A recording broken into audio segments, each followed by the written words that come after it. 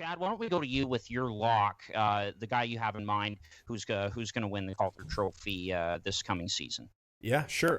I wouldn't necessarily say that this is a lock or this guy's a lock to win the Calder Trophy. I think that might be putting it a little bit too boldly, just because this guy wasn't ranked in the top. I don't even think he was in the top 10 for Vegas odds for this trophy. But I'm gonna say Ilya Sorokin, so the goaltender for the New York Islanders, drafted. And Case, shut up. What was I just saying? Shut up.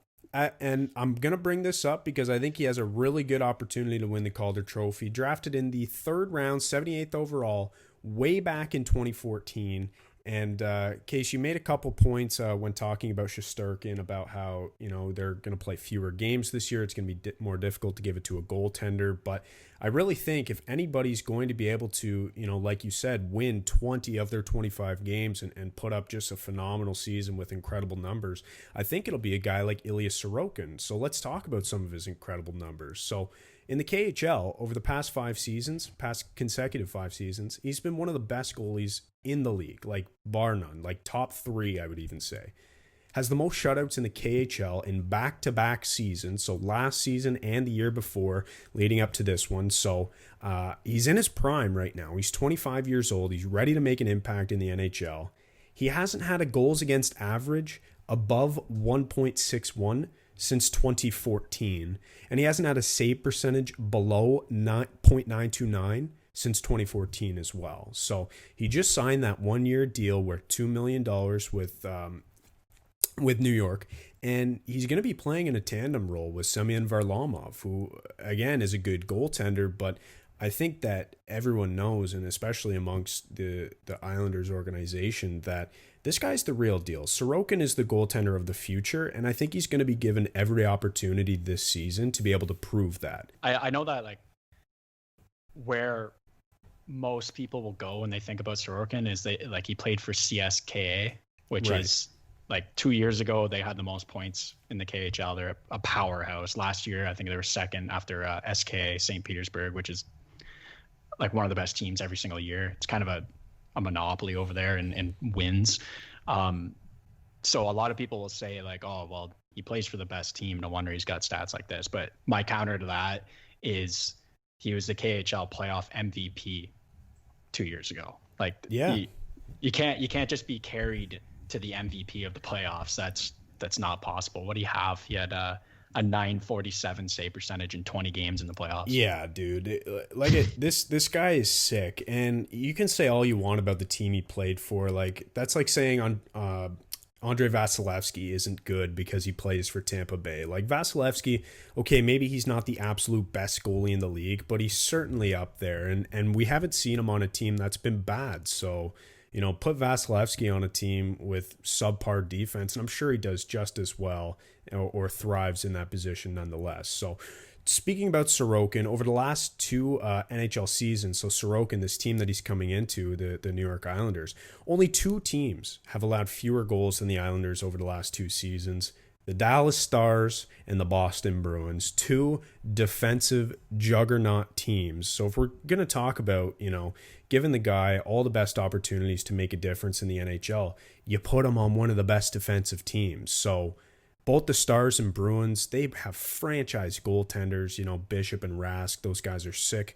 But if you look at the Isles over the last 2 seasons when they did that, so being third in goals against, so allowing the third least goals against, they had Varlamov, Lehner, and Greiss. And you might think, okay, well, Robin Lehner is one of the best goalies in the league now, and certainly his year in 2018-19 was a great bounce back year for him, and he had good numbers as well. But those aren't really household names. For Varlamov, Lehner, Greiss, they've all had sort of a tandem role when they were in New York. But at the end of the day, they largely benefited from Barry Trotz, who really played a defensive style. And considering that the Islanders are fairly unchanged in their lineup heading into this 2021 season, I mean, assuming they sign Matt Barzal and everything goes properly there, they're going to have a similar team coached by the same guy who's going to implement the same systems. And I think they're poised to be one of the best defensive teams in the NHL again. So just to sum up why I think Sorokin has a real opportunity to win the Calder, I think he's going to get a true opportunity and all the opportunities available to him to really prove to the Islanders that he's their goalie of the future.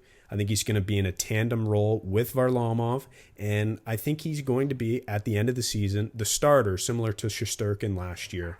And I think as a rookie in a shortened season, if you're running on a hot goalie, and if Sorokin is in fact that hot goalie, I think he's going to get every opportunity to prove that he belongs in the NHL. So initial thoughts, I know you guys jumped in a couple times, but initial thoughts on that.